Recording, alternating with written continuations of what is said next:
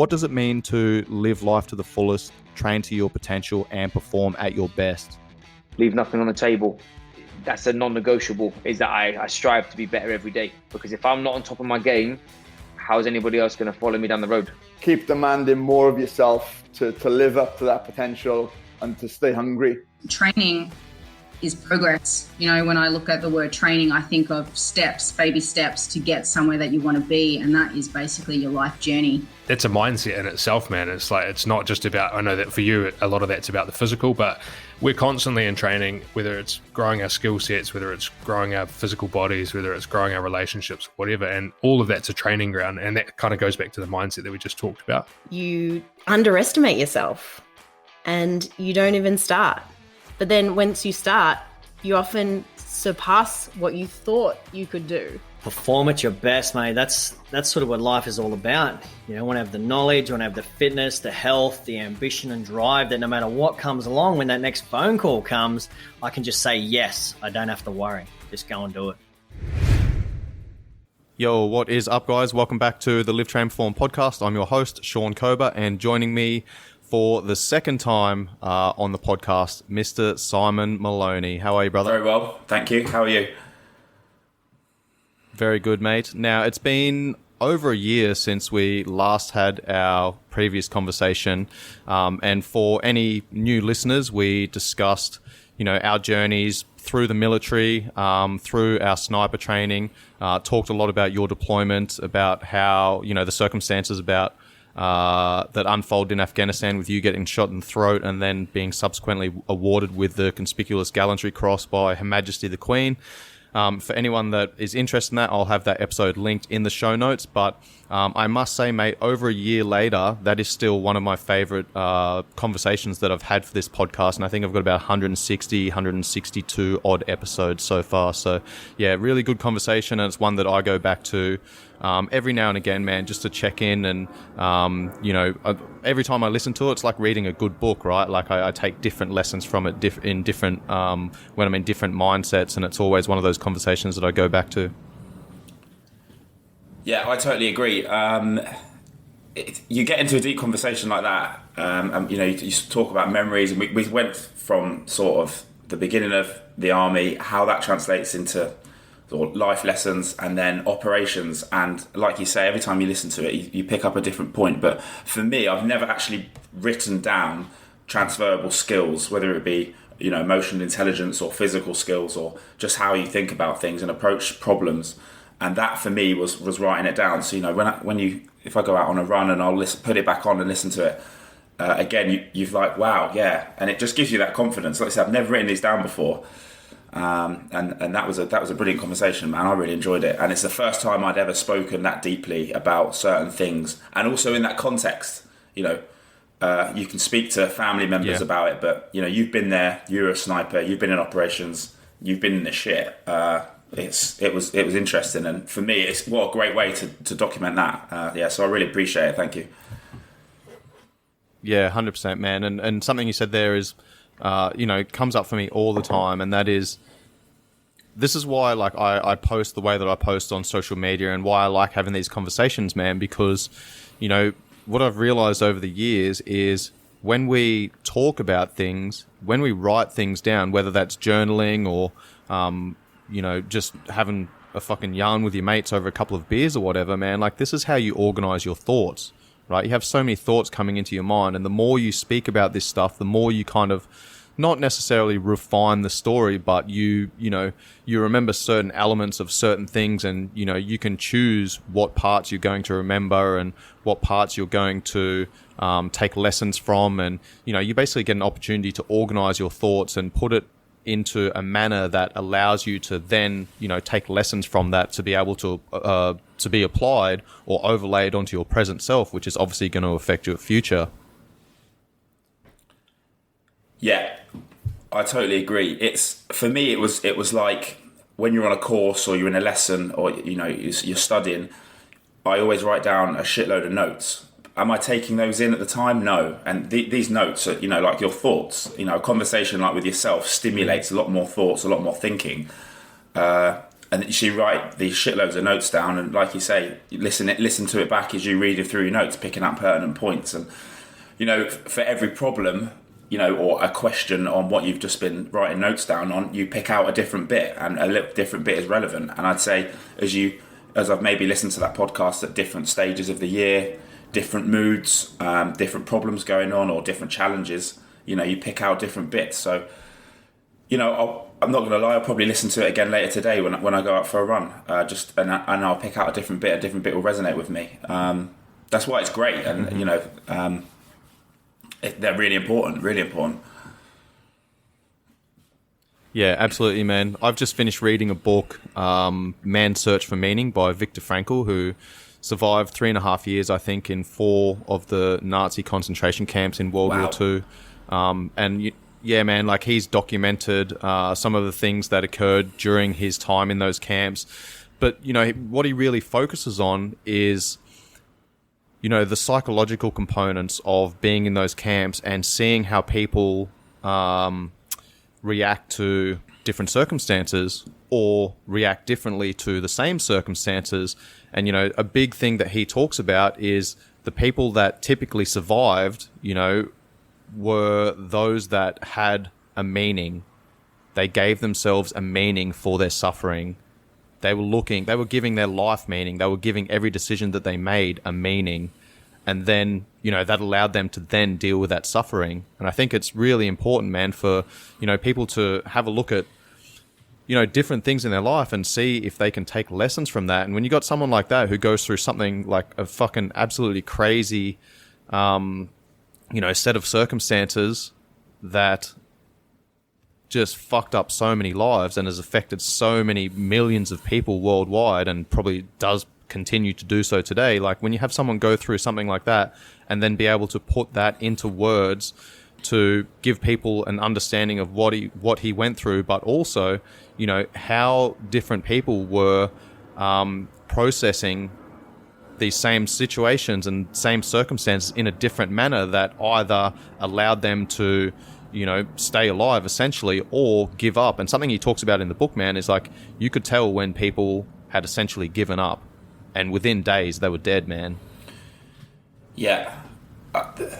Something that amazes me about anything to do with the Holocaust is we know so much about it now. Like it's well documented in history, and we have all these platforms to read, listen, or watch things about it. But when you're in that, you don't know that this is the Holocaust. This is going to end. This is how it ended. Like for you, your world is ending, and there's this tyrannical force that's trying to wipe you out. Like that's just from you telling me about that is incredible. How anyone to sort of push through that. But interesting what you say there about outside observations. Some people are doing a good thing and it's positive and you can see them buzzing of it, and some people you can see they're making the wrong choices or looking at it in the wrong way. For me personally, I don't know if you can resonate with this, and I'm not laughing at the Holocaust, but when I was on an army course, as long as I wasn't the worst bloke, or like we had a rule, just don't be the unfittest bloke, because you can just look back and you're like, Smithy's about to have a heart attack, like I'm fine, and you just keep going. Like you feed on, I'm not some creep, but you feed off people's weakness, and you think, well, I'm doing okay now. And there's a hierarchy thing. There's nothing worse than when you're the only one in trouble, or you're the only one in the shit, or you're the only one struggling, because you're looking around and you think, well, he's holding it together, he's fine. That for me, that was a massive thing in the army. As long as you weren't the worst off, you normally all right, and you kept going, Yeah, man, the psychological component of life is so fucking crazy powerful, man. Now, just to kind of tie everything in of what we've just spoken about, when you go back and listen to that first episode, what are some of those big lessons that you have taken away from, those times that you have listened to it? I'm sure it's been different every time, right? Like every time I read, there's been a few books that I've read a number of times, and every time I've read that book, like I read Man's Search for Meaning a couple of weekends ago when I went away for a digital detox, turned my phone off, 36, 48 hours offline, man. And I read that book cover to cover, and that was the second time I'd read it. And, the first time I read it was a number of years ago. And since then it's been in my top 5 book recommendations But reading it again the second time, I was in a different mindset. I was in a different headspace. You know, it was a couple of years later. I'd grown, I'd developed, and I took completely different lessons from it. You know, a lot of the same things resonated, but then there was some other things that really stood out for me. Has that happened for you listening back to our first conversation? Yeah, for sure. There's probably been three main points that every time I sort of recheck myself, and I'm like, well, you thought this last time, like, and you drifted off track.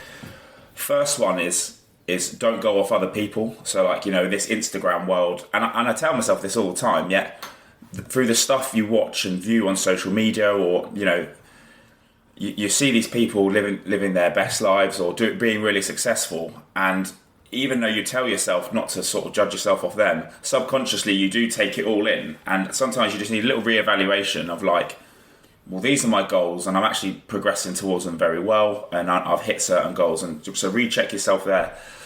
The other one is just keep sort of like pedaling. I know we said that, like, you know, just normally when you quit or you break on an arduous military task, the finish was actually just around the corner. 9 times out of 10, you know, you put your hand up and say I failed, and actually they're like, mate, it was 100 meters around the corner. You would have been made that march or whatever.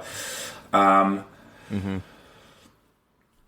the third was, and this maybe shows my cavalier attitude, but like, it doesn't need to be perfect. Like, you know, remember saying, like, on the snipers course, like, you're not gonna go in perfect time, hit all your checkpoints, be in great order, you know. And as your instructor sort of said, and this resonates with me, like, if you're not a bit of a cunt, you probably shouldn't be on the course by now. Like, it doesn't have to be pretty, it doesn't have to be perfect. Get there, achieve your goal, and then you reconvene at the end. You know, how many attacks have you been through? Everyone comes through, you know, perfectly dry with a chin strap right, you know, upright. You're going to get a bit spread out in the fight. You have the moment, reconvene. We used to call it in the British Army a condor moment. Gather yourself together, work out what you have got, what you haven't got, work on points, and then you move on. You know, just because you're not green and muddy and haven't slept for a couple of days doesn't mean you can't have that attitude, like with normal tasks in life. Like, sometimes I think, you know, because you're well dressed and you've had a shower today, you everything has to be perfect. It doesn't, man. In whatever you do, like, you've achieved your goal, just constantly reassess, but don't be too hard on yourselves.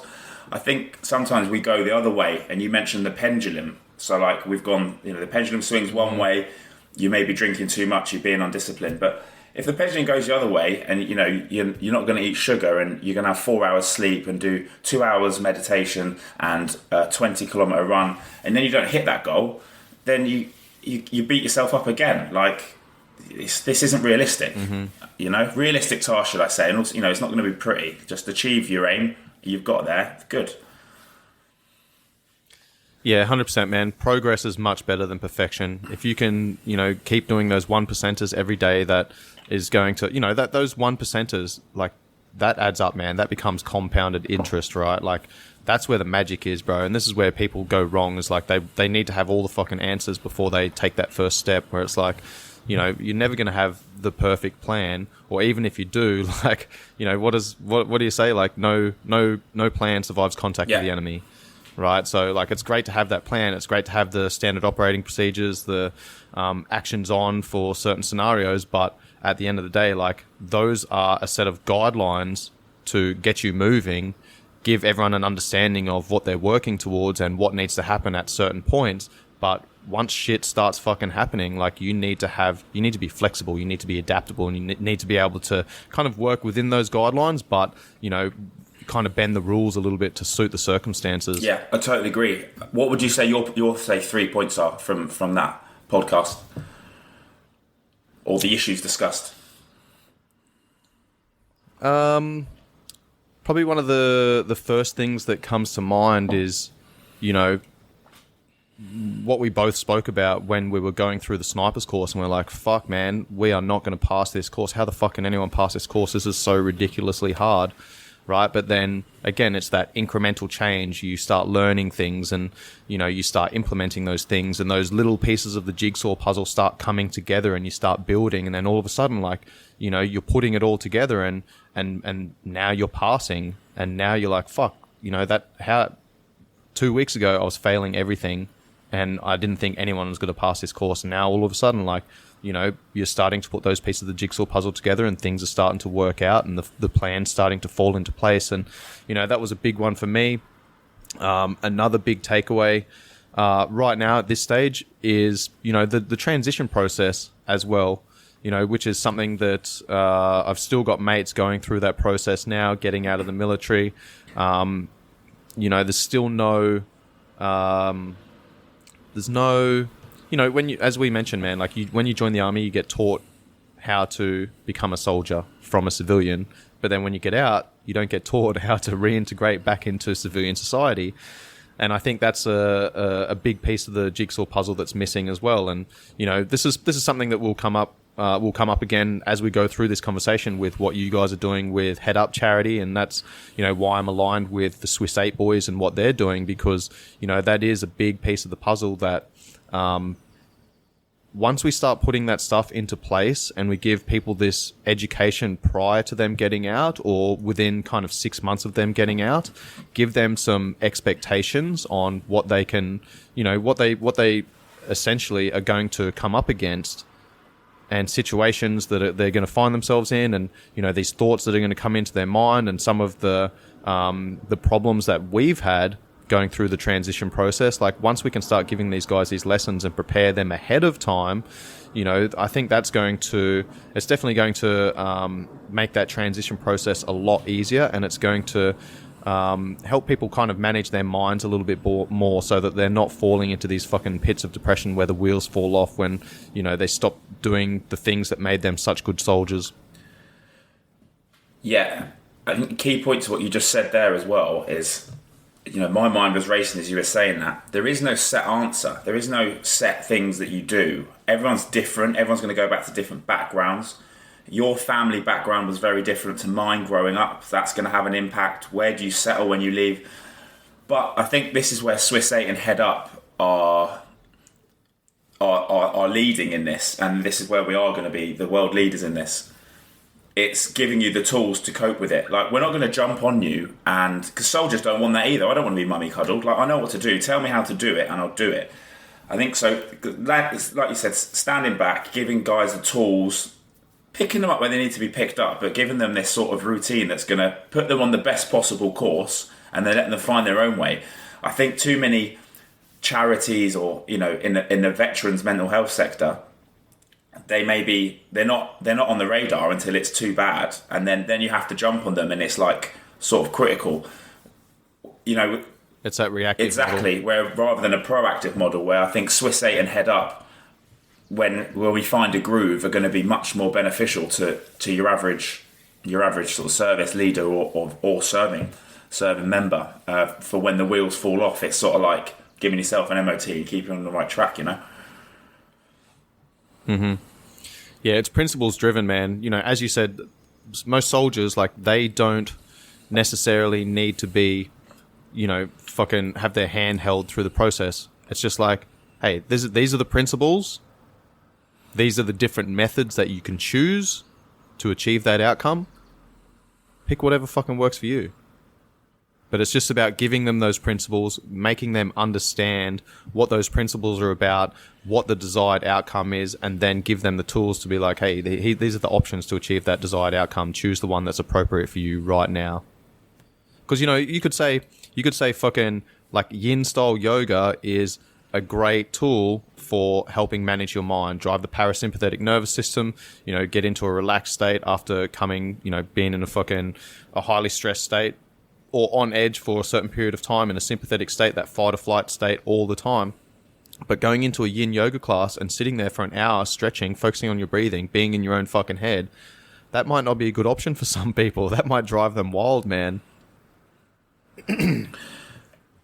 Yeah, I totally agree. And as you said, you've got people now leaving, and so do I. And I could talk about it all day with anyone who, you know, comes across sort of WhatsApp or whatever. But like you said, your answer's different for everyone. And, you know, I still don't have the answer myself. I'm actually thinking, if you asked me now to just sort of define what the score is there, I couldn't tell you.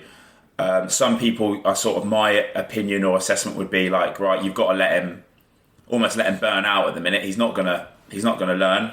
He's not going to listen to you right now. He needs to blow some steam off. You know, obviously, if he's doing that and drink and drugs, you need to be around him and have a little word, and try and veer him off that. But you know, some guys get out and they've got this mega project, they're straight into that, or some guys just go really, which I think actually you need to just get out and try and chill out for a bit, and without sounding too spiritual, you need to find yourself. You need to find who you are. You left as Corporal Koba, who had commendations for bravery in Afghanistan. You're a sniper, and actually, you know, if you were to meet new people or, you know, try and talk to chicks, that would be your talking point. You know, that's what you talk about, and not you trying to impress them. That's who you are, and you know, it got that's your identity. Yeah, that's your identity, and then you leave, and it's sort of like, you know, 2 years after I left, it sort of was like, yeah, it's going to come up about Afghanistan. It's going to come up about you getting shot in the neck. It's going to come up about you being a sniper, but bro, that's not who you are anymore. Like, be proud, and it's going to come up, of course, you know, or what did you do before you did this, or, you know, but that's not who you are. And I think when you start to accept that, like, Afghanistan's over, like, shut the door on it. Take life lessons is very important, but move on. Especially guys who've had a lot of people, you know, who lost a lot of guys in Afghan or Iraq or whatever conflict they're in. It feels like a betrayal to shut the door on it. I felt terrible for my friend Jay, who passed away. I thought, I don't want to move on from Afghanistan. I'm not going to forget him. And then you feel guilty almost, you know. And that's this is just one issue guys are going to face. I don't want to move on from that. It's who I am, you know. I'm not going to forget him or her. It's tough. Yeah. Yeah, and that's a great point, man. Like, it's not like you have to close the door on that and it's like, all right, that chapter's over. I'm never going to think about that again. It's like, you know, all right, I can't go back in time. I can't fucking change any of these circumstances. What I am going to do is accept that that's what happened, but I'm also going to accept that I'm not that person anymore, or that person that I was, those decisions that I made during that time have shaped the person I've now become. And I've also got an opportunity to make decisions right here and right now that's going to shape the fucking person that I'm going to become in the future. And I think that's a big part of it, man, is, you know, we need to look at the past, because everything in the past has brought us up to this point, and it's made us who we are, and it's shaped our values and, you know, and our personality and our character. Okay, but then we need to also look at the now. All right, what can we do right now that's going to influence the person that I want to become in the future? You know, we need to look at all aspects, past, future, and present. But the majority of the time, we need to be living in the present. And that's where a lot of guys go wrong, man, is they're living in the past and they are still that soldier who served in Afghanistan or did 3 deployments and, you know, fucking had their mate die in their arms as they load him onto a helicopter or whatever it might be, man. Like, you know, we don't need to forget that stuff, but we also need to accept that stuff. Yeah, you do.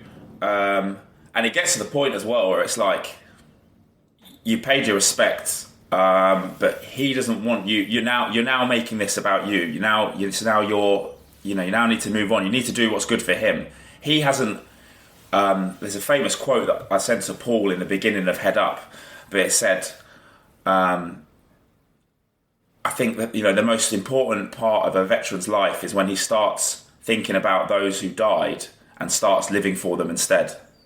Like, you know, you've got this great opportunity. They died, you didn't, man. You've got to do them proud, because, you know, he's sat there, wherever he is, you know, whatever you believe in. And he's looking at you like, come on, man. Like, if, you know, it was me, it wasn't you. Like, you've got to make the most of this now. Make me proud. And I mean, that I imagine resonates with a lot of soldiers, and there's enough to G anyone up to sort of be like, yeah, okay, got you. Like, it's a brilliant quote. Yeah, man, that's a really, really good point. I'm recording this on, what date is this? Monday, the 11th of April. So today, actually, I recorded an episode where I read off some of my favorite passages from that book, Man's Search for Meaning, because it has been so impactful for me. And something that Viktor Frankl said once he, you know, got through the concentration camps and, you know, was free and like started rebuilding his life again, he had a doctor come in who was super depressed, been depressed for a couple of years. His wife had died, and the doctor come in and is basically like, I need to talk to someone. I need to manage my mind. I need some tools to get me out of this funk that I'm in. And, you know, he was super depressed that he'd lost his wife and he'd been mourning. And Viktor Frankl developed this technique called logotherapy. And it basically means like find a meaning for life, find a meaning in suffering. And he says to this doctor, and he goes, okay, now let's say that the tables were turned and you had died, and right now your wife would be mourning you. How would you feel about that? And he goes, oh, I couldn't have that happen. Like, and basically went, I would prefer to have this suffering than for my wife to have that suffering. Yeah. And he basically just thanked him and walked out, man. And when you change your mindset and the way that you think about things, that can really impact like your attitude, your mindset, and how you process things moving forward. Yeah. What a simple flip. Like, you know, imagine you paid £250 or dollars for this session, and you walk in and he's like, just think this. And it's so, and you know, when something just clicks sometimes, you just walk straight out again. Talking on perspective and books, I don't know if you've seen on Netflix something called 14 Peaks. It's about, I'm reading this book at the minute. It's called Beyond Possible. So Nims Dai, to give context to the listeners, Nims Dai is a ex-Gurkha, so British infantry, and then he went Special Forces, and then he's obviously been... His first Nepalese soldier in the British Special Forces. For sure, yeah. So he's Nepalese, had a blinding career there, got into mountaineering. The guy's an absolute like freak. Like, he's a walking lung. Like, physiologically, he's not human. But like he basically broke the record. I think so. There's 14 above 8,000 meter peaks in the world. The last guy who did it in 7 years, and he smashed them all in 7 months. And reading this book, man, like, he didn't just smash them. Like, he was rescuing people on the way down every time. They were doing above and beyond all the time, man. Like, his team must have been so lipped of him by the end. Like, can we just walk a mountain now? Like, we don't need to run around rescuing people. But his main thing is, obviously, he had an awesome mindset. He's always been against the odds a little bit with, you know, no Gurkha's ever got into the SBS. He did. No one's ever done this. He did it, you know, with regards to breaking records on the mountains. But for him, it's about perspective. Or he'll always think of someone sort of worse off, you know. Well, no, you know, because my mum's sick, and, you know, I'm not going to let her down. You know, whatever you needed to cling on to give you that punch and to G you up, like, that was it. And it was simple as that. He says it all through the book. And so you may be mistaken for thinking he's arrogant, but he's not. There's a very fine line between being arrogant and self-confident. Like, listen, I know what I can achieve. That may seem arrogant to you, but I've put in the miles, I've put in the hard yard. You know, I put in the hours. I know what I'm capable of. And lads seem to forget that when they get 100%. A bit beaten up sometimes. Yeah, that's great, man. It's a documentary, right? 14 Peaks. Yes, it's a documentary on Netflix, and it's obviously very well made. But the book for me is just a little bit better. It's a bit more personal to him.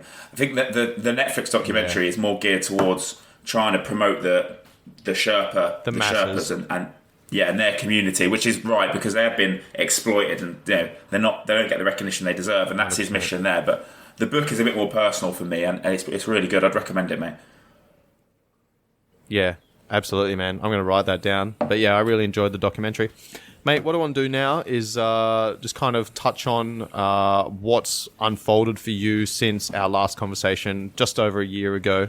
What's happening with you? Talk to me about Head Up, what Head Up charity is, what the mission is for you guys, and kind of what your role is for the audience.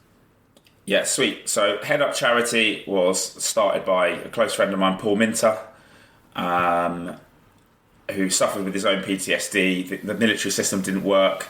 He was discharged for it, suicidal, and just, you know, managed to get off his arse and sort of find out what worked for him. Very lucky guy. I know a lot of people in different situations who don't get that far and he need help, fine. But Paul sort of took his own way, and basically by changing his life, living a healthy life, put him on the straight and narrow for a bit, and he navigated his way through his own obstacles there, and he's very grateful for that. But his mission now is to share this with everyone.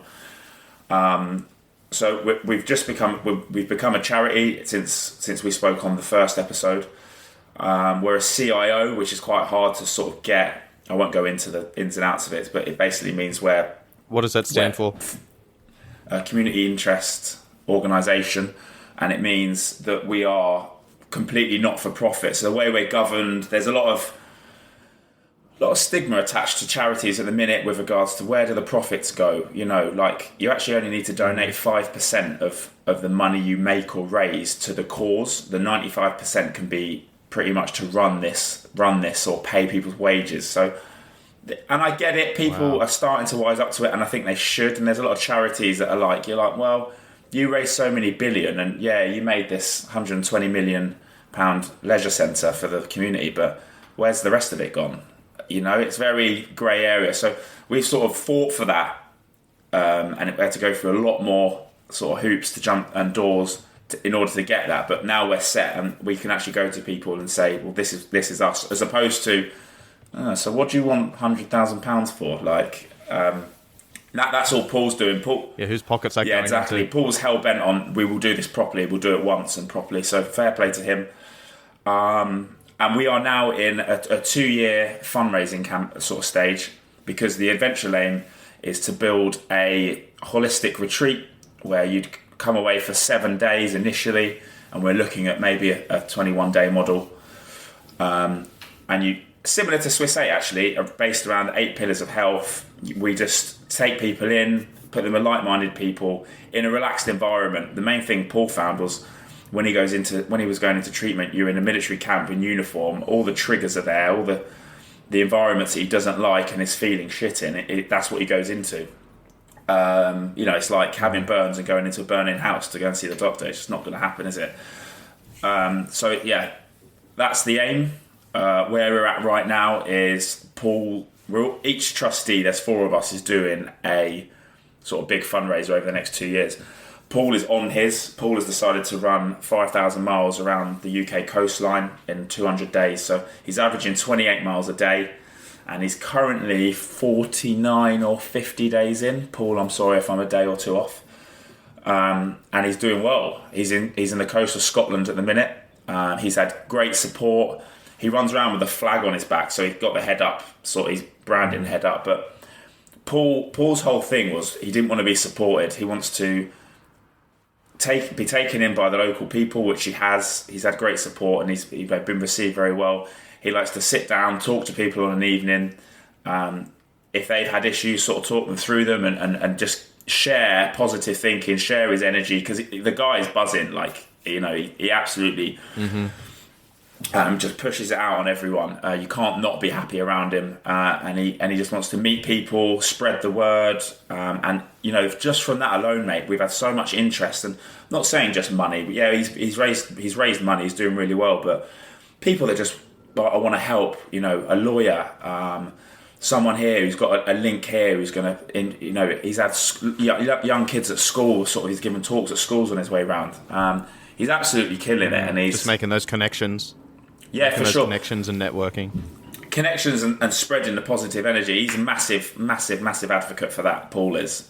Just, you know, if you're negative, that's what's going to follow you. And he doesn't let it consume him. And he's absolutely loving it, to be honest. It actually makes me feel sick how easy he seems to be finding it. Like, I would be in tatters. You know, he gives a video every morning. He doesn't look tired. He looks fresh, you know. And I'm there for morning coffee, watching it with like one eye still shut. He's absolutely killing it. He's a force of nature, but it makes me very, very, very proud. I don't know how he's doing it. Yeah, man. Dude. Like, we were talking about this a little bit offline before. You know, you said he's kind of like in war mode, where like and what we mean by that is like he has a fucking purpose every single day that he gets up. Every night that he goes to bed, he knows exactly what he's doing the next day. He's on a mission, man.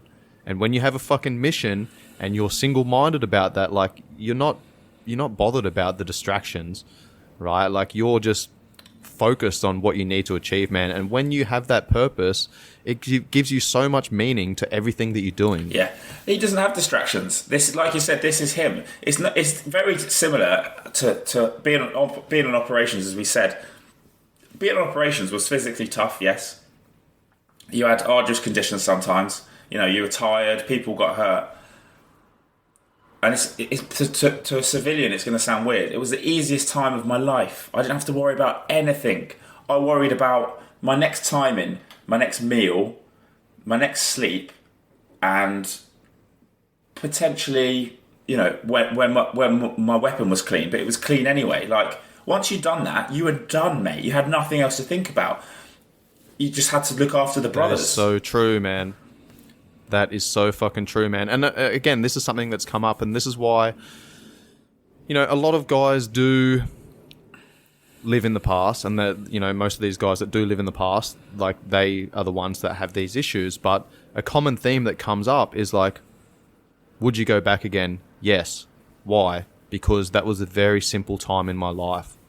Because as you said, you don't need to fucking worry about anything else that's going on outside, man. Like, we had our area of operations, and it was about roughly 10 kilometers, right? And we covered that fucking area, and there was a base that was, one base was 10 kilometers away, one base was 6 kilometers away. We had no idea what the fuck those guys were doing, right? We had no idea what was happening back home in Australia. We had no idea what was, going on in the main city or around the world or whatever. The only thing that mattered is, as you said, like, am I drinking enough water? Can I get it? When can I get my head down, get some sleep? Is my fucking weapon clean? And making sure that you had all your stores available for the next mission, the next task. That's it. That's all you focused on, bro. Yeah. And then making sure that the guys either side of you were squared away as well. Yeah, done. And similarly to when you do your digital detox, I talk about this a lot to people, and it's something I struggle to do in London. With respect, it's a little bit easier in Thailand, but what we've just said, that situation is how it was sort of, many moons ago at the beginnings of civilization. You've got your family, you need your next sleep, you need shelter, you need food. And all of these news outlets and social media and your phone all the time, it's just constantly polluting your head with stuff you don't need to be thinking about or to stress you out about. That email from the bank, another tax reminder, all these things just clog.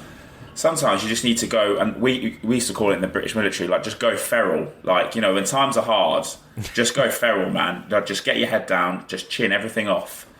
Next sleep, next food, next meal, and shelter. And the only time it's going to add up is Davo's got the shits, so you need to look after another one of the pack. And you may need to carry him a little bit more, but that's something you want to do anyway because it makes you feel better, and you're doing good.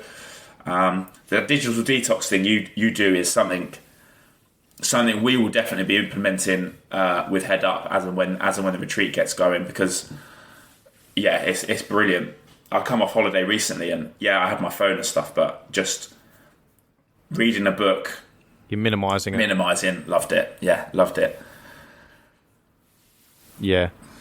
Yeah, man, I think that's so important for people to do, is like just have that time where they do spend time with their own thoughts. And, we live in this world where we're constantly distracted, bro. Like, you go to any restaurant and there's, a couple out for dinner, and one person gets up and goes to the bathroom, and as soon as they're gone, like, the other person's straight on their phone, man. Like, if you just have a look next time you're around a group of people, and how many people are fucking just like shoulders rolled forward, chin jutting out, head jutting out, like just fucking staring at their phone with poor posture, man, just scrolling. And it's like, man, it's fucking crazy. It blows my mind how addictive this technology has become. And again, this goes back to, we talked about this before, when I was in Afghanistan. Like, I was in Iraq in 2007, East Timor 2008, 2009, Afghanistan 2010, 2011. So, things like I don't even think Instagram was around then. But, Facebook had just come onto the scene whilst I was in Iraq, man. And before that, it was MySpace. I got out of the army 2013. I'm fucking traveling the world, bro, with a Lonely Planet. Picking up maps along the way and not relying on, like, Google Maps and all this type of shit. So, technology has become technology is great. No doubting it. Like, this is why the world's population has exploded, because of the scientific and technological, medicinal advancements, right? But, you know, it's also causing issues, man. Yeah, it is. It is big time. I mean, look, it's facilitating you and I talking now on the other side of the world. Yeah. You know, you and I get on very well when we're together, but the same with you know, a million other people we talk to. But, you know, we can have conversations now. I haven't seen you for 2 years. Our friendship has grown hugely, you know, to a point where the organisations we're involved in is going to be entwined for the rest of our lives. This is brilliant. Yeah. But something the sort of pertinent point that got brought up when I was discussing this the other day is like, you've got to earn, or you've got to fight for your stimuluses. Like, run to the top of the hill in the morning to make the sunrise. Yeah, feel them endorphins then. Unfortunately, you don't, do you? You follow a lovely page of someone who's travelling the world, and you watch that, and you go, oh, double tap, and you move on, and you get a sort of semi-stimulus, but it's not the same. It doesn't set you up for the day, because you just know you can get it so easy. It's yeah, you make a great point. Again, like that's part of meaning is, you know, you need to go through some work or a little bit of suffering or adversity to, you know, when you go through that, like you said, here's the thing, man, like I'll give you a perfect example. 2016, went traveling around South America, did like a 5-day trip, I think, to Machu Picchu, did what's called the Salcantay track, right? So went up to, I think, 4,800 meters, got fucking altitude sickness, which has happened to me a couple times, pretty nasty. But anyway, 5-day walk into Machu Picchu, and in the morning that we went to Machu Picchu, we were up at like 4 o'clock in the morning. We were down like at the bottom of the stairs waiting for it to open. I think it opened at like 4:30 or 5 o'clock or whatever. And dude, like, we fucking day 5 of, you know, walking through the fucking jungles of Peru, and we're walking up these fucking like heaps of steps, bro. Hundreds and hundreds, maybe even like thousands of steps. And by the time we get to the top and we're getting our tickets to get in, you know, all of these fucking buses of Chinese tourists have just driven up the road, bro, and got to the top. Here's the thing. When we got inside there, we stayed there for fucking hours, man. We probably spent about 5 or 6 hours in there, bro, just taking it all in. Like, we'd walk around, get to a new location, take some photos, sit down and just observe, just watch, just take it all in. Dude, within 2 hours of all of those buses arriving, they were all gone, because they hadn't put the effort in over 5 days or even that morning to get to that location. Right? They got up there, they got their photos, and they fucked off. Like, that didn't mean anywhere near as much to them as it meant to those people that had put the time, the energy, and the effort in to get to that point. Yeah, and I think if, from an outside perspective, now looking in, if you translate that to lesson in life, like, what made that important for you was the journey. And a lot of people do not appreciate, like, enjoy the journey. You know, if it's easy the whole way through, and you look back at yourself, what do you know about yourself? You know you've done all right. Like, you're happy, but define happiness. What was my goal? You look back, you're like, you know, I've been at rock bottom, I've done this, I was very left, I was very right, I've fucked up here, done that. But what have I learned from them? And look where I am now. I'd want that route every single time. And it's a good job, because we've both fucked up a lot in the past. But, like, you know, these people, and we will continue to do so. Yeah, and it's not the first time, won't be the last. But my housemate is a bodyguard for some very rare, very, very rich people. One of them has not had to do anything in his life. You know, came from money. Dad gave him everything. He's had a great education. Hasn't had to work, and he's now quite a high up status and does a lot of like talks for conservation and stuff like that. And it's a previous client, not that you know, probably not going to be listening to this, but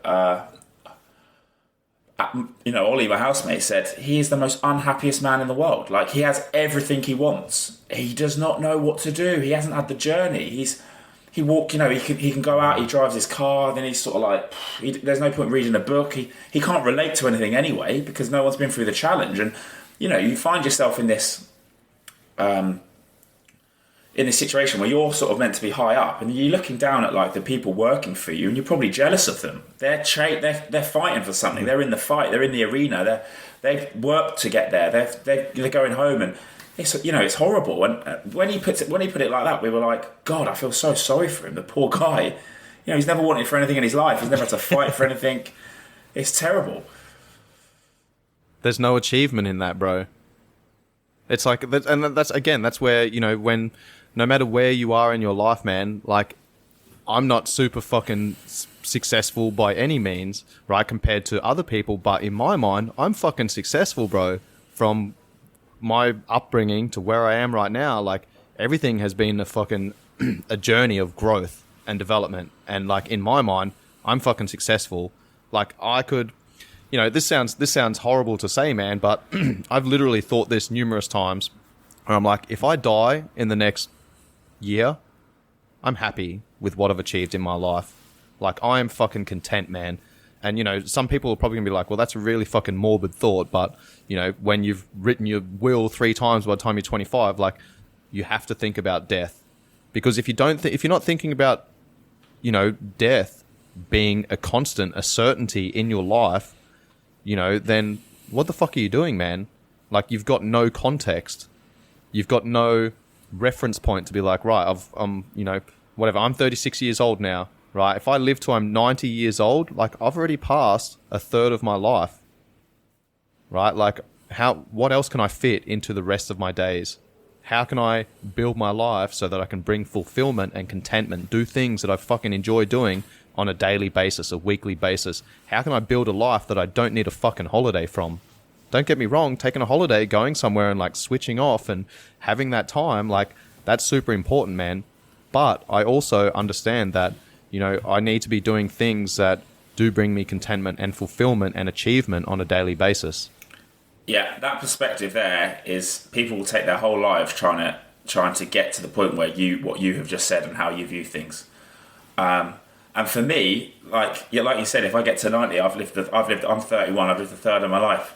Mate, I don't want to get to 90. If I can't wipe my own arse, I'll just drive off a cliff. I'm not arsed, because I am used to going out, doing stuff, this is the life I want to live it personally.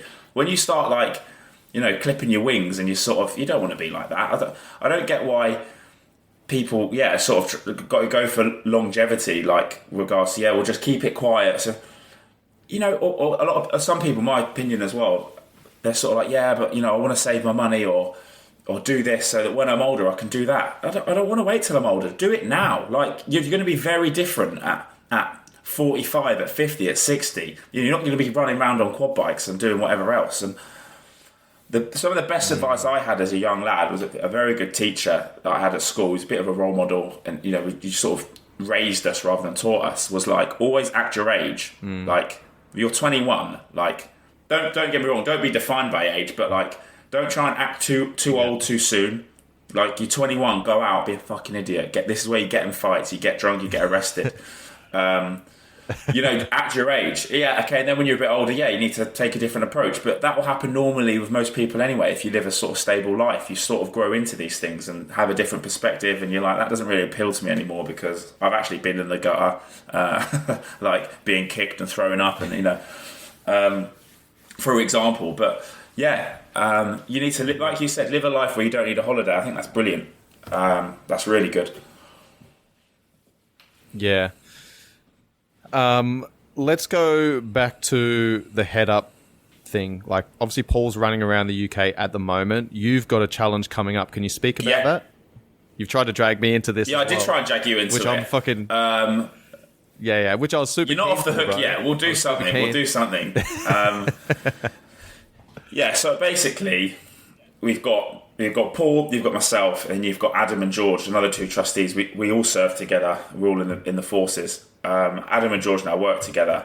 So Paul was doing his thing. We were like, brilliant, we're here to support him. And then all of a sudden, Adam and George are like, oh, we're rowing the Atlantic.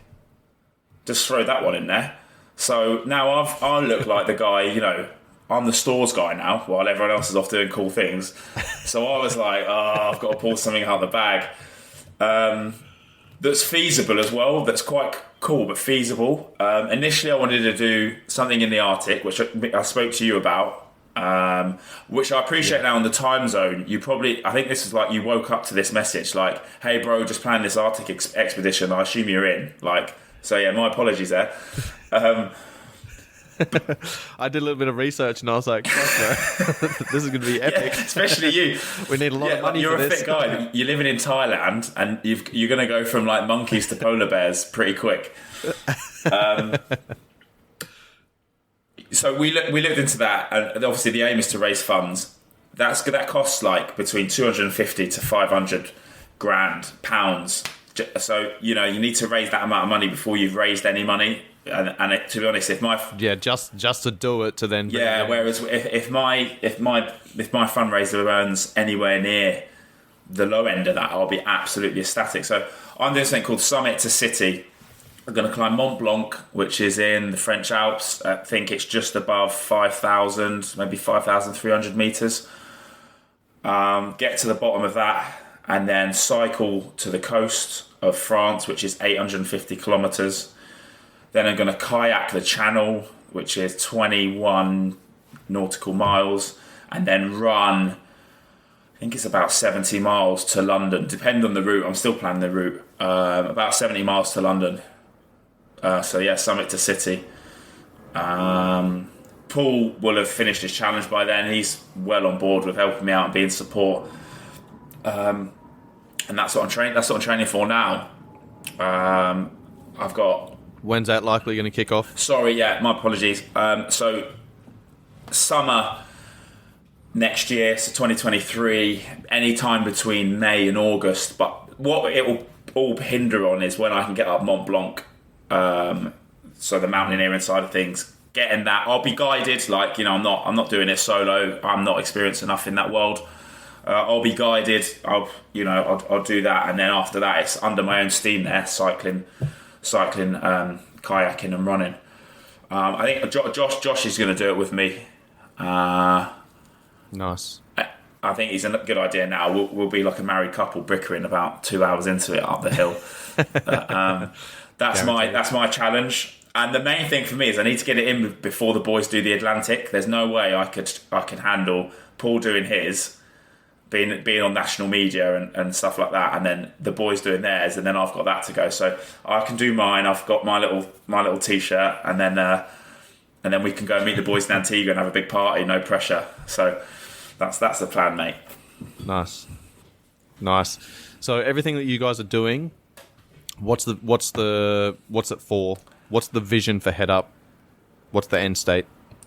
Yeah. So mad. I've been emailing and talking to everyone I can on social media, and the headline or the bottom line for Head Up is prevent veteran suicide.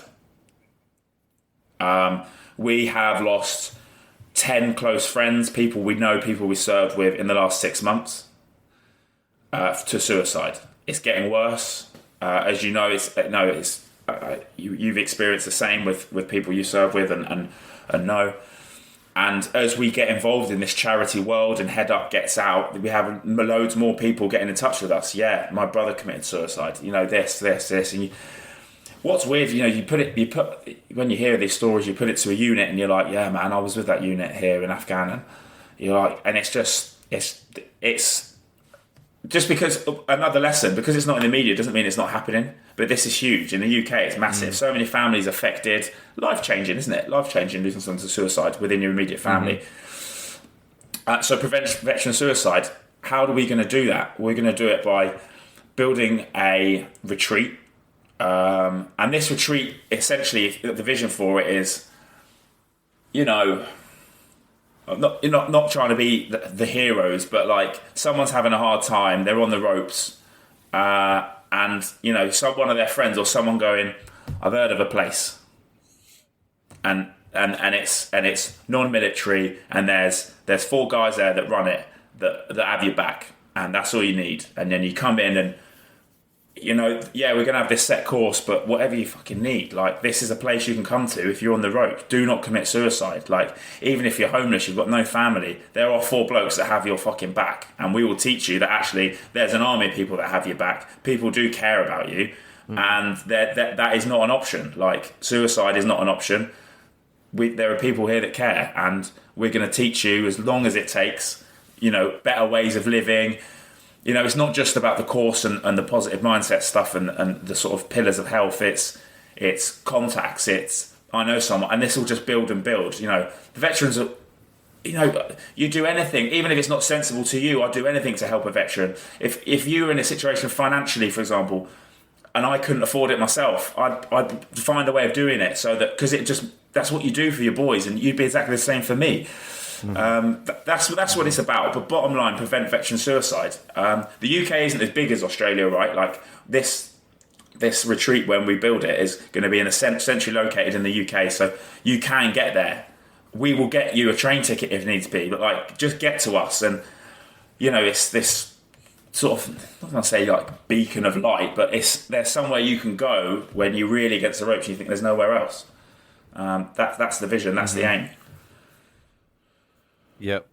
I've got a conversation booked in with the Swiss 8 boys in the next couple of weeks, but you guys are going to be tying in with Swiss 8 as well.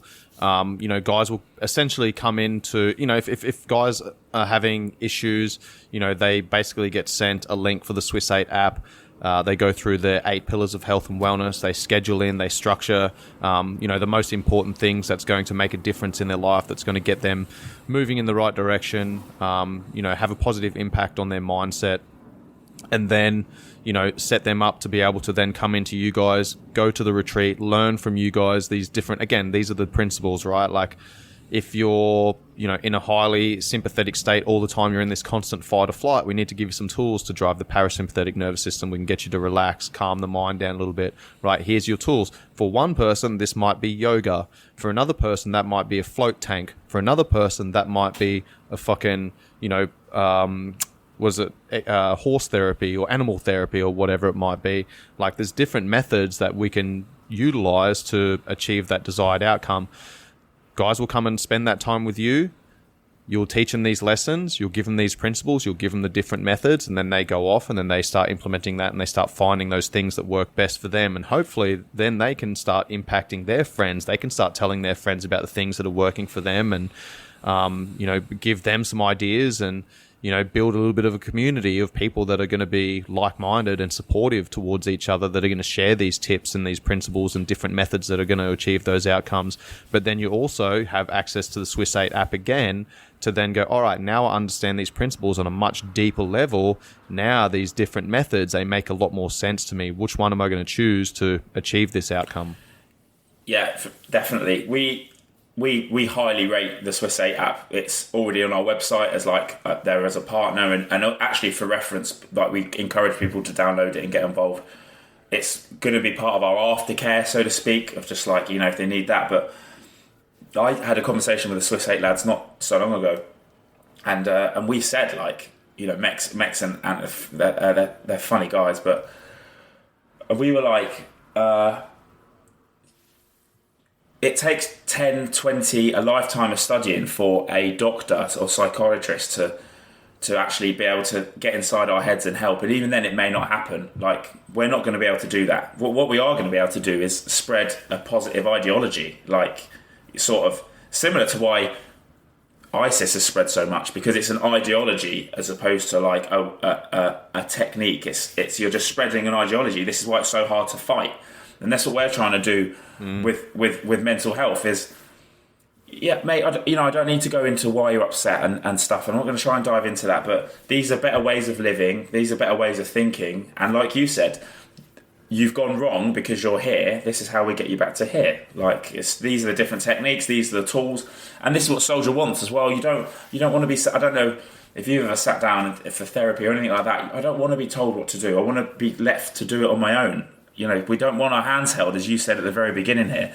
We need, give a guy the tools and let him crack on. And I think that's where, again, Swiss 8 is going to work. Because guys don't actually have to pick up the phone and talk to anyone. You just got to download an app, man. And even if you just flick through it on the sofa and you think, hey, shit, there's some good things here, or think these resonate with me, or I'm going to give this a crack. And before you know it, you're helping people you don't even know. It's a brilliant context, and it's it's using technology, as we said, to a positive. Like, I don't need to know you. I don't need to speak to you, mate. Like, you don't need to tell me your problems. Just download the app, man. We're here for you. Yeah.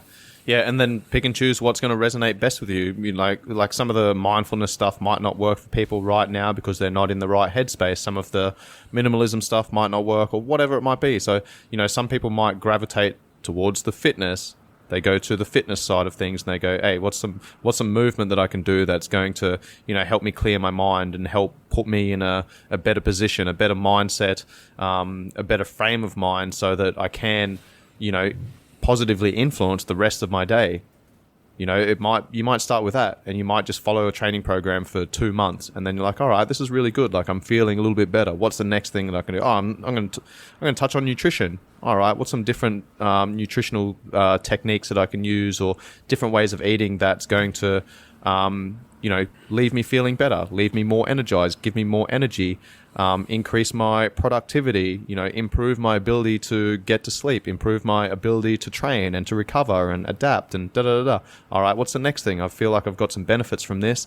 Hey, maybe this mindfulness stuff, there's something to that. If I can do 5 minutes per day and set myself and create some intentions and put myself on the front foot first thing in the morning, now I'm fucking setting an intention for the day. Now I've got a meaning. Now I just put some action steps in to achieve those things throughout the day. Sweet, that's had an impact. All right, what's the next thing? And then you just fucking keep building. You build the foundation, and then you layer principle upon principle upon principle. Yeah, and I think the key thing in what you said there as well is small changes. When I was bad, I used to think big changes, and all that does is, I keep bringing it back to this pendulum that you brought in. It really resonates with me. That just throws it off the other way. You want small time. It's like a car. You sort of swerve one way, you throw in this huge change, you swerve the other way. What you need is just bring it under control and find the groove. But like you said, small changes each day, because then when you don't make the big change, you beat yourself up, don't you? Because you haven't made it. It's tiny, 100%. Small changes. 100%. Then you're stimulating yourself through growth, as you've said, progress, and you are better than you were yesterday. Simple. It's going to start that. Then in turn, starts releasing the good chemicals in the brain rather than the bad ones, and slowly, you're better than you were yesterday. I think that's the key. I think that's the key. Man. Yep, just stacking those wins, bro. Stacking those wins, man. Like, I've used this with some of my clients before when I've looked at their.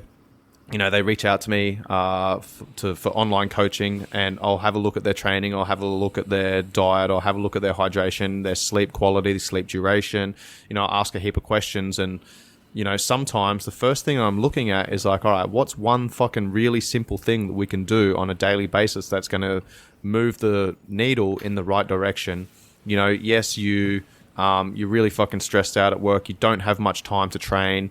You're eating on the fly all the time, or you don't have time to make your own meals, blah, blah, blah. Like, all right, I'm identifying something in their lifestyle, which might be, hey, you're drinking 1 liter of water or less than a liter of water a day. I need you to get up to 2.5 liters of water a day.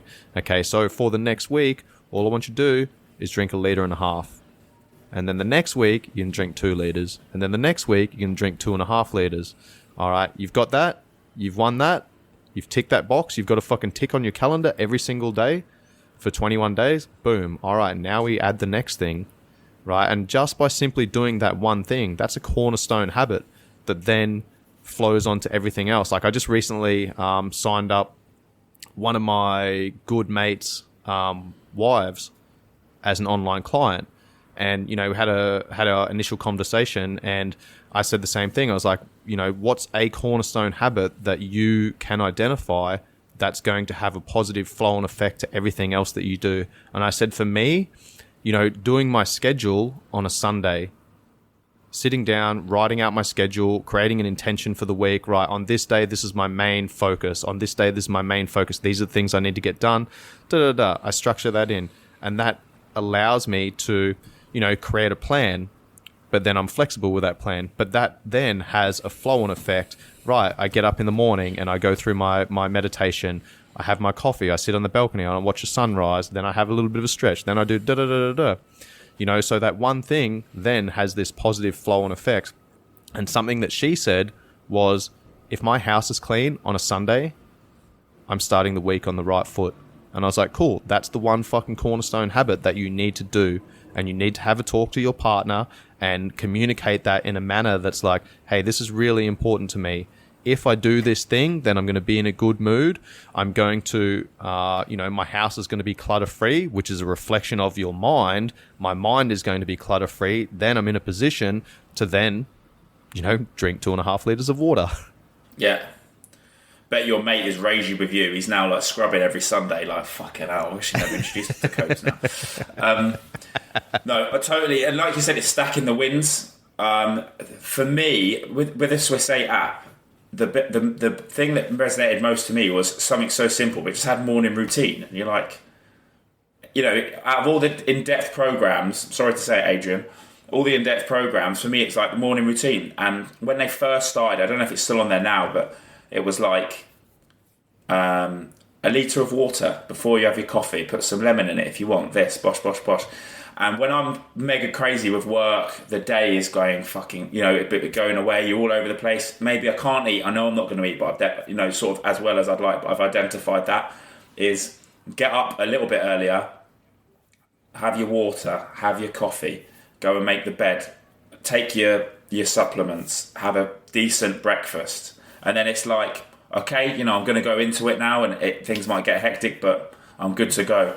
What I haven't done is woken up 5 minutes before, running around, and you just crash the bang, and you're just rolling through it. Like you said, stack the wins and build the small victories and go into it. No, and identify it.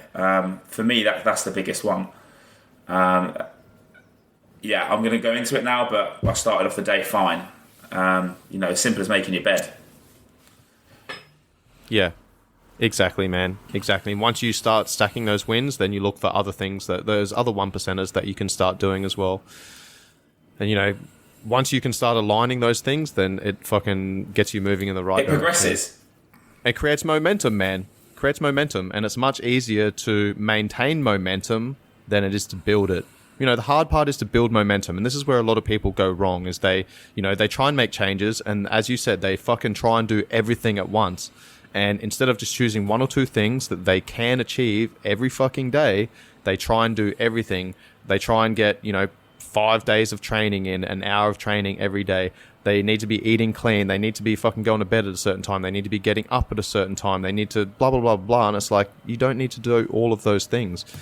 Work with what you've got right now. If the one thing for you right now is, hey, I'm going to fitness is that cornerstone habit. Getting some form of training in every fucking day is that cornerstone habit. I know if I do that one thing, it's probably going to make me make, better choices when it comes to food. Yeah. It's probably going to leave me feeling more energized. It's probably going to give me a little bit more creative juices when it comes to my work. It's probably going to leave me a little bit tighter at night. I'm probably going to sleep a little bit better, so on and so forth. That's that one fucking thing. You don't go, hey, I'm not doing any training right now. I'm going to go and train 5 hours per week. You go, hey, I'm not doing any training right now. How much can I dedicate? What if I do an hour this week, right? How you break that up, whether that's, 4 15-minute sessions over the course of the week, right? That's fucking achievable. And once you can do that for 2 weeks, all right, cool. Now I'm going to do an hour and a half. Now maybe I go, maybe I'm going to do 3 days a week, but I'm going to do 30 minutes, right? And then I go to 2 hours a week. After that, once I've built into that, it might take 4 weeks, might take 6 weeks. Now I'm going to do 2 hours a week. All right. Maybe I'm doing 4 30-minute sessions. Whatever it might be, man. Like, that's how you fucking stack those wins. And once you start doing that, once you start creating momentum, again, that cornerstone habit's going to have a flow-on effect to everything else, which is going to leave you more energized. It's going to leave you feeling like you're creating these achievements, you're fucking winning, right? And then you go, right, I'm going to challenge that a little bit more. I'm going to challenge that a little bit more. I'm going to challenge that a little bit more. Yeah, for sure. Small steps, small wins, and constantly reassessing. I go into it sometimes and I'm like, yeah, I'm going to do this. And I have this goal where I'm going to say, hit 2 or 3 CrossFit sessions a week. And, you do that. And then 3 weeks into it, I'm like, sort of not stimulated anymore, or something else has cropped up. And I'm like, well, hang on, you need to reassess that. This has gone wrong now, so you need to redo this. This is what life is. You're not going to have the same routine all the time. You're going to have to make small changes. Life's going to throw different challenges. You know, the seasons in the UK throw different challenges. It's not feasible. You're going to get up at 4 o'clock every morning and run because it's fucking raining, and you know that's not really going to be achievable. So, okay, have a little reassessment. Yeah, okay, it's not that you're not disciplined, but you're going to do something else training wise, or you've got to be realistic with the environment you're in. Again, another thing on Instagram, 100%. You see this guy. You know, who's that absolute? There's like this dude called Liver King on Instagram. He's got like chest like chest like Pamela Anderson. He'll like run around with a tractor tire, throw an axe, and then just like bite a bear's neck out. And you're like, yeah, sweet. I live in London, and the Bakers is down the road. It's not going to happen, mate. You know, if I did that, I'd get arrested. I think I'm on acid. You know, I mean, that's an extreme example, but like, just reassess all the time and be really not on 1,000 milligrams of testosterone every day. Yeah. Every week. yeah, for sure, man. Like that. You need to be realistic, right? Like, as you said, with getting up in the morning and going for a run. You know, 4 o'clock in the morning, you're getting up, like you've set that fucking goal, right? But then, if you wake up and it's cold outside, and you know you make that decision to not get up, I'm feeling a little bit tired, I'm gonna stay in bed, right? Like once you make that decision, it makes it easier to then make that decision again the next day and the next day and the next day. You know, so understanding that, yeah, there's going to be times where, you know, like I get out of bed most mornings 6 o'clock in the morning, but then there's some mornings where like I fucking wake up and I'm like, oh man, I still feel a little bit tired. I feel like I need a little bit more sleep. So I'll get up and I'll readjust my alarm and I'll go back to sleep for another 45 minutes. That means that I'm sacrificing going through my morning routine where I'm, you know, watching the sunrise and I'm having my coffee and I'm going through my meditation. I have a bit of a read and a stretch. You know, I know that I'm going to sacrifice some of that stuff, but right there in that moment, that sleep is more important to me. So then when I do get up, right now I've only got 15 minutes left to go through my morning routine. So all I do is go, right, make my coffee, make my bed, do my 5 minutes of meditation. That's the most fucking important things that I'm going to take from that, right? The sleep became the number one thing. So I got that in. Cool. Number two thing, like make my coffee, do my meditation, make my bed. All right, sweet. Win, win, win. Yeah, you asked me on the last episode what was the most important pillar, and mine is sleep. I like to do things. I like to achieve the things that I do. Okay, if I don't, I don't. Like I said, it's not always perfect, but if I haven't had enough sleep, I'm not going to enjoy the run, and it's going to go like this. Well, I sort of failed at the run. I'm reading it, it's not going in. So I sort of failed at that, and then I'm like down, lost. Then you go into the day like that. Right, okay, I need some sleep, I'm feeling tired. What I really appreciate as well is that tool you use with a heart rate monitor. Is it the Elite HRV? So you've got the scale, Yep. You know, and that is interesting, man, because sometimes I'll wake up and I'm feeling I'm up and I'm about, you know, because mentally I'm up, and then you put that on and you're like, but I'm feeling tired, and it will sort of advise that you just rest, and you're like, okay, cool. That is a brilliant tool for the person that's like, you know, we're not all David Goggins. We're not going to have 2 hours sleep and run 40 miles, you know, and I get that mindset is brilliant for some people. Realistically, not everyone, that's not going to work for everyone. And some tools like that you use with the Elite HRV app, brilliant. Like, yeah, I am feeling a little bit sick actually, and because of other factors, and I'm not going to train today. I'm actually going to have a bit of a chill, and it's a bit of a self-care day, you know? Yeah, absolutely, man. I got the Rona, when was it? 2 weeks ago, Wednesday. Like the start of April, basically. Started feeling like I trained hard on Monday, Tuesday. I changed my training programs. Got a number of rugby tournaments and games coming up over the next kind of 6 weeks or so. So I changed my training. I'm, doing less mixed martial arts, boxing, jiu-jitsu, so that I can focus on a little bit more rugby specific training. So I changed my training program at the start of the month, and had 2 hard training sessions in a row, Monday, Tuesday, plus was like working hard. Dude, I woke up on Wednesday, took my heart rate variability. I woke up on the Wednesday and it was like a 2 in the sympathetic side, like in the red. And I was like, and my heart rate variability had come down like 8 points, and my waking heart rate was up like 25 points. And I was like, fuck. So I checked the numbers, I checked the data, and I was like, oh, there must be something wrong here. Maybe, you know, I was moving during the reading or whatever, it's throwing the numbers out, and like it said that the numbers was fine. And I was like, okay, well, I've just fucking obviously trained really hard, new training program, busy with work, just come off my digital detox weekend, etc., etc. I was like, all right, well, I won't train today, and I'll make sure that, you know, I get a little bit more rest, and, you know, I eat a little bit cleaner. I make sure that I'm getting lots of vegetables in, fruits and vegetables, so I can, you know, bump up my micronutrients, vitamins, minerals, etc.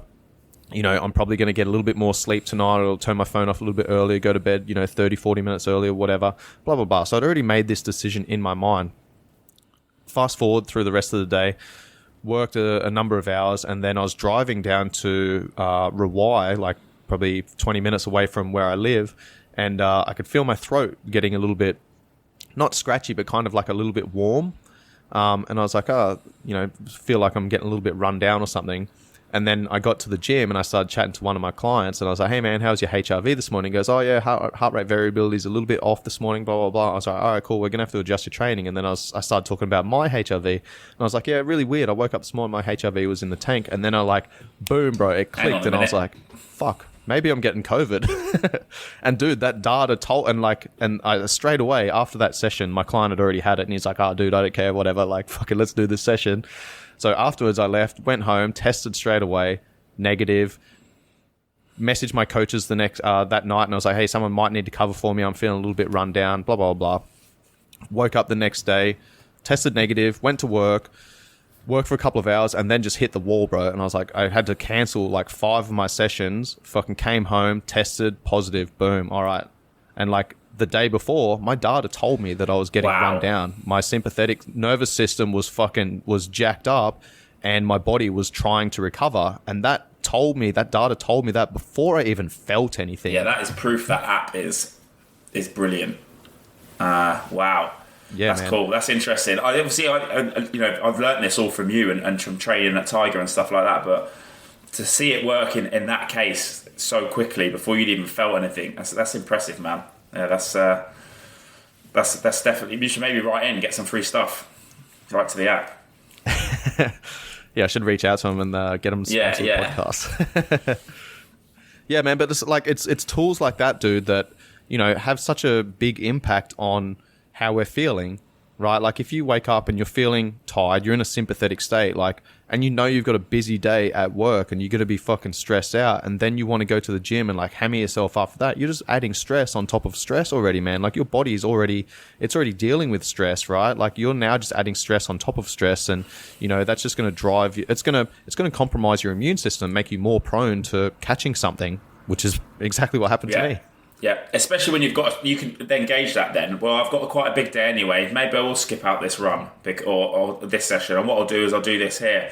And I'll take the half an hour or 40 minutes I was going to take to sort of, take on a bit of extra nutrients and have a decent breakfast and chill out for a bit or do some meditation.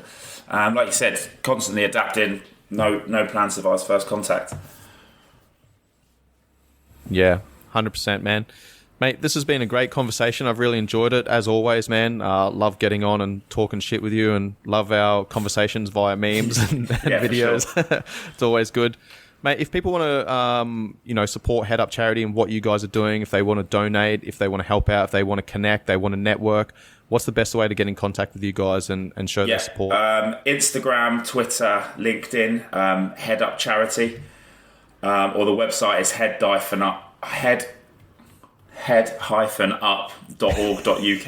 But again, Cobes, I'll send you them to put in the show notes and stuff like that. The website's up and running. It's really good. I mean, and all we ask really is, listen, if you do want to donate, you know, something like £5 enough. You know, £5 for. Think of someone you know who's suicidal or has committed suicide. Is suffering from PTSD or is just struggling or may need help. £5 to give people that go-to place when they're in the shit. No judgment, no sort of medical assessment needed. Come in, you're welcome with open arms, and given the help you need. That's our aim, and we will get there. Yeah, for sure, man. I'm really honoured to be a part of Swiss 8, an ambassador for them, and also to link in with you guys. And love what you guys are doing, and love the vision that you have. And I'm looking forward to seeing things unfold, and I'm really looking forward to seeing the final product, man. And having that place that we can then push people towards to help them get out of a little bit of a funk and get their lives back on track. Yeah, definitely. Big things to come from both organisations, and I'm personally very excited for what the future holds. Absolutely. I'll have all of those links in the show notes. Si, always a pleasure, mate. Love your work, mate. Much love to you. Cheers, brother. Thanks for having me on. Great to catch up. This episode was brought to you by Swiss 8, which is a proactive mental health program designed by veterans, initially for veterans, that has been pushed out to the wider community, that allows you to structure in and schedule their 8 pillars of health and wellness, including nutrition, sleep, time management, discipline, fitness, personal growth, mindfulness, and minimalism. This episode was also brought to you by Be Spunky, which is a male hormone optimization supplement that I've been taking for about a year and a half, and I absolutely rate. It is a TGA listed nutraceutical, meaning that it's made from all organic produce, to help you manage and optimize your stress levels, which in turn increases your ability to improve testosterone production levels naturally. Use the code COBES10 at checkout for your 10% discount. All of those links will be in the show notes. If you got some benefit from this episode, please make sure you pass it off to your friends and family. I'd appreciate any shares on social media platforms. If you tag me or if you share it to your stories, make sure you tag me so I can share that as well. Any 5-star ratings and reviews are much appreciated. Much love, guys. Peace.